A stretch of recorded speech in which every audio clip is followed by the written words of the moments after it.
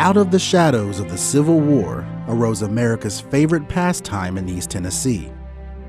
From the farm leagues to the Tennessee Smokies, baseball ingrained itself in Knoxville's history. And 100 years ago, a team of black men stepped up to the plate in an East Knoxville ballpark and became champions.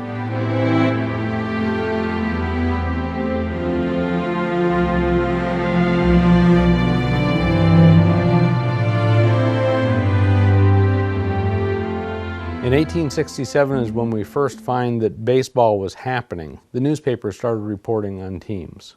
There were 5 teams mentioned from the Knoxville area. One of them was a colored team, the Knoxville Eagles. There were lots of town teams and industrial teams. A lot of companies had teams for their employees. There was a lot of baseball being played, but not on a professional level. Well, in early 1920, some black businessmen met in Kansas City to form a baseball league, and that became the Negro National League. There were Southern black businessmen and baseball fans who were also interested in that, and they met in Atlanta just a few weeks later and formed the Negro Southern League. And so that was the beginning of organized black baseball in the South. 2 men from Knoxville, William Brooks and Monroe Young, attended the Atlanta meeting to claim East Tennessee's spot in the league. 8 teams formed the Negro Southern League: the Atlanta Black Crackers, Birmingham Black Barons, Jacksonville Stars, Montgomery Gray Sox, Nashville White Sox, New Orleans Caulfield Ads, Pensacola Giants, and the Knoxville Giants. But they were a strong club. They were already established as the Knoxville Giants, going back a couple years to the mid-1910s. With Brooks named the first NSL secretary and the team's manager, the Giants were ready to play ball. The inaugural Negro Southern League season opened on April 19, 1920. Knoxville faced off against Nashville at Sulphur Dell Park, beating them 6-2, thanks in part to a standout pitcher named Walter Steel Arm Dickey, who held the White Sox to only 4 hits. Soon after, Jacksonville made their way to Knoxville for the Giants' home opener. Knoxville played in, I believe, Washington Park. A group of African Americans had gotten together and had put some money together to create a nice park for their families and kids. The Giants beat the Stars 8-4, with Steel Arm Dickey striking out 8 batters. He was unquestionably the best pitcher in the league. He went the distance. Back then, you rarely had 2 pitchers pitching. Like now in modern baseball, back then it was you pitched the whole game. You pitched the complete game. During the 1920 season, the Giants played over 100 games, taking on teams in and out of the NSL. They started playing in, I believe it was April, finished up in September, and it was quite a season. While Steel Arm's pitching made national news, especially as he began a long winning streak, some of his teammates were quickly becoming league stars in their own right. Players like Forrest One Wing Maddox, a pitcher and outfielder who lost his left arm in an accident as a child.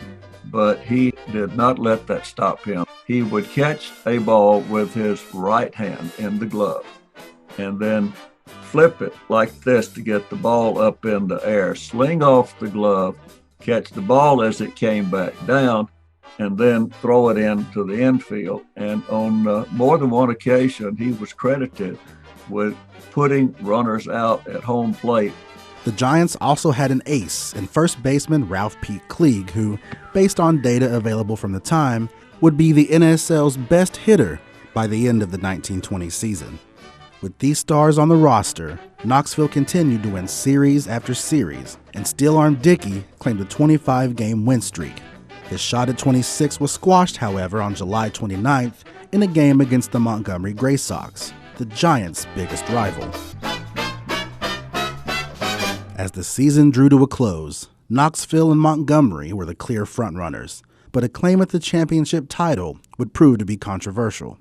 The 1920 season was a battle between Knoxville and Montgomery the whole year, and they swapped the lead back and forth. Negro Southern League president Frank Perdue from Birmingham declared Montgomery the league champions. But standings published in the Knoxville Journal and the Chicago Defender showed the Giants as the champs. Knoxville went to Montgomery and offered up a series to determine the winner. Montgomery didn't like that, so basically Knoxville declared themselves champions.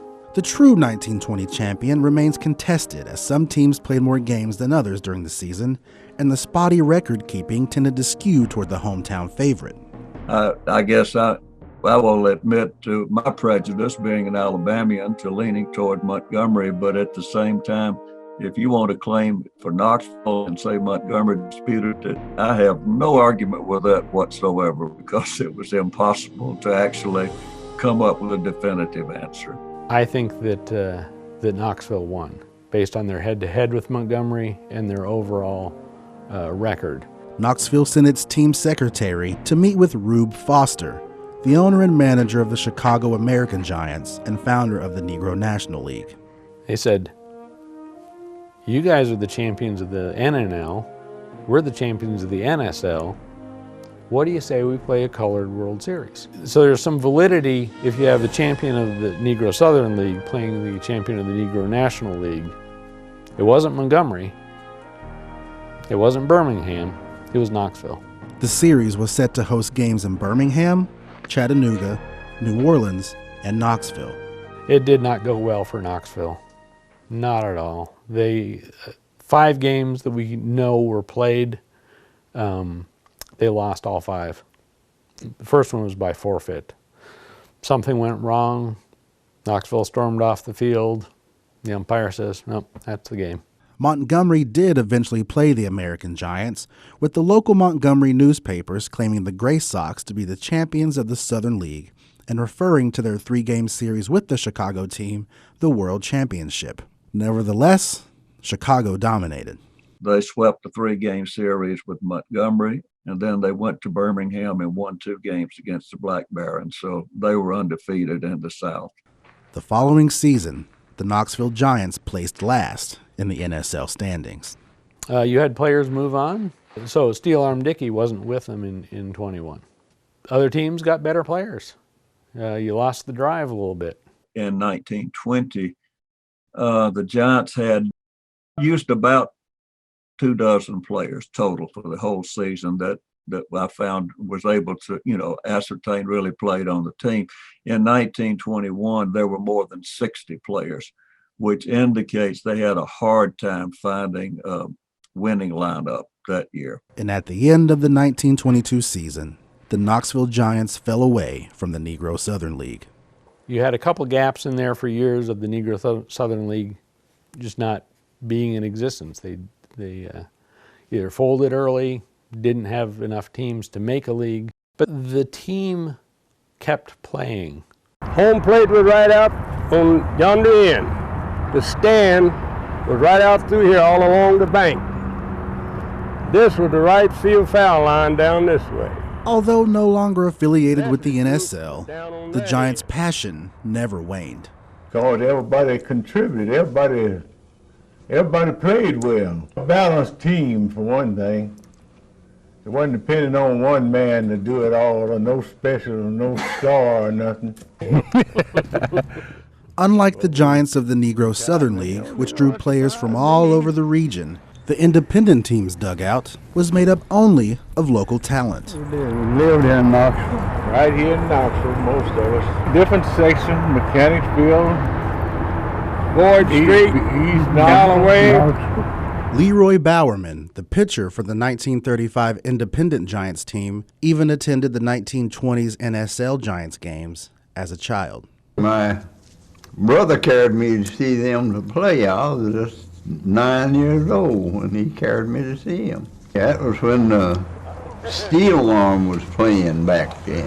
This road wasn't up through here, was it? Oh, wasn't up. No. Walking from ballpark to ballpark within the city limits, the Independent Giants would play local teams both black and white.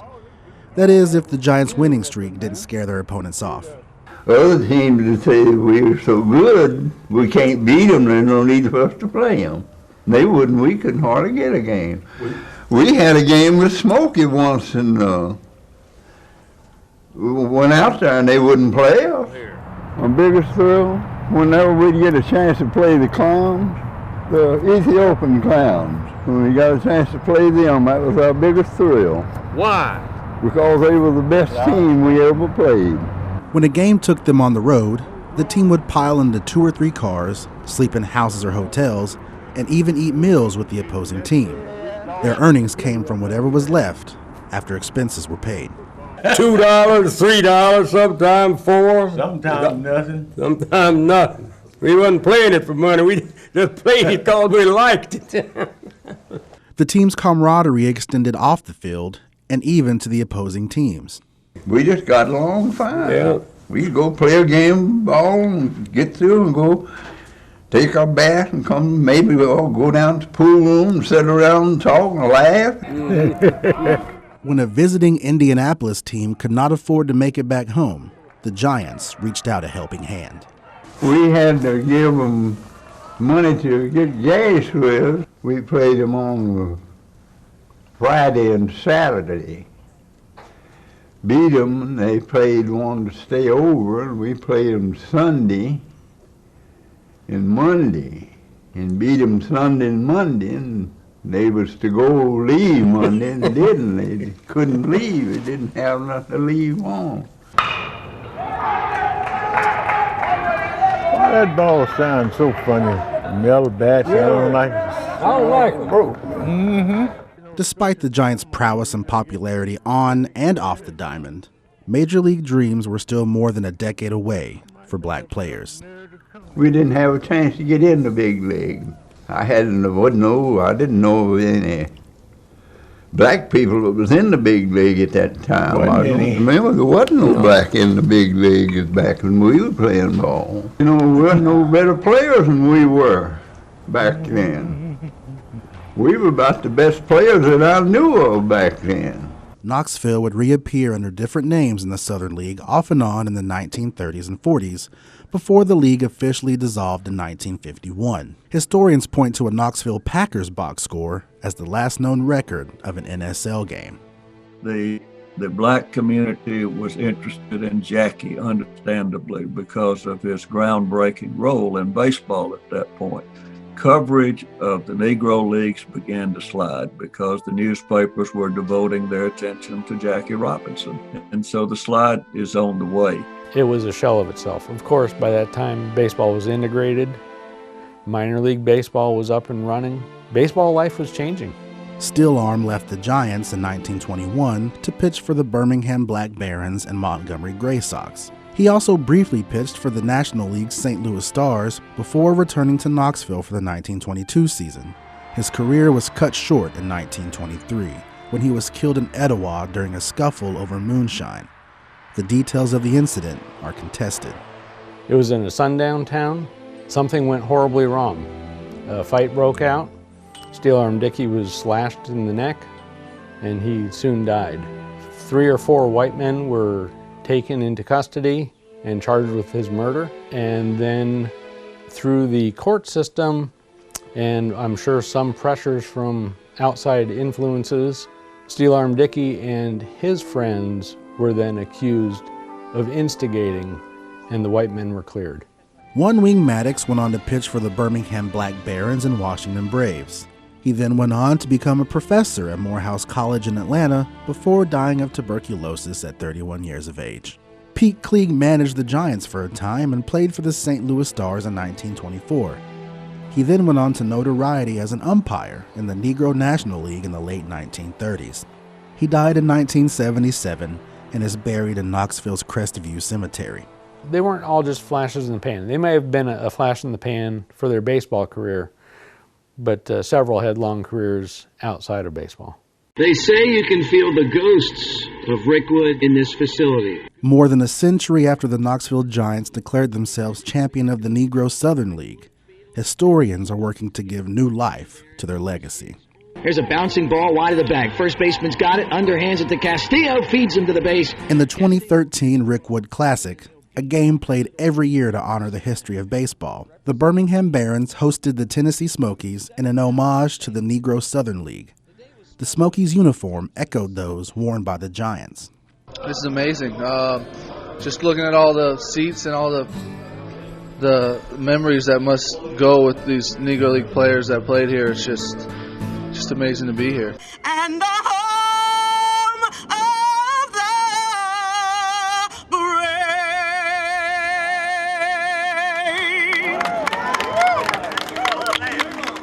On June 25th, 2014, ground was broken for the construction of the Negro Southern League Museum in Birmingham, Alabama.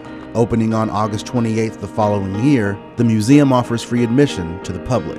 There, visitors can view memorabilia dating back to 1870, listen to lectures, and view a wall of over 1,600 baseballs, all autographed by NSL players. There's just been a national recognition of black baseball, of the injustices that those players suffered during those years, and I think you're now seeing that there's a reconciliation. I'm glad to see the recognition accorded to these people now. They played an important role in their communities, providing a cultural center and entertainment and hopes for a better future. The Beck Cultural Exchange Center is working with developers on the new baseball stadium coming to Knoxville to highlight the area's history. The Knoxville Giants will be featured among the notable names from the bottom of East Knoxville. The Knoxville Giants are critical to our history because they set the tone and the pace for our community to say there are great ball players, there are great people here who want to play the game and who are good at the game. I want us to remember the Giants as a team who came together, who believed in what they could do, who worked very hard and set the tone from the very first year right out the gate that Knoxville has some extraordinary people and we are a force to be reckoned with. It's a legacy that keeps on giving, and hopefully for the inquisitive minds, they will dig deeper into it. They were groundbreakers on a local level, on a smaller level. They weren't Jackie Robinson, but they loved what they were doing. And I think it was the best team around here. I always liked the Giants. Always will. Just love the game. I like to play.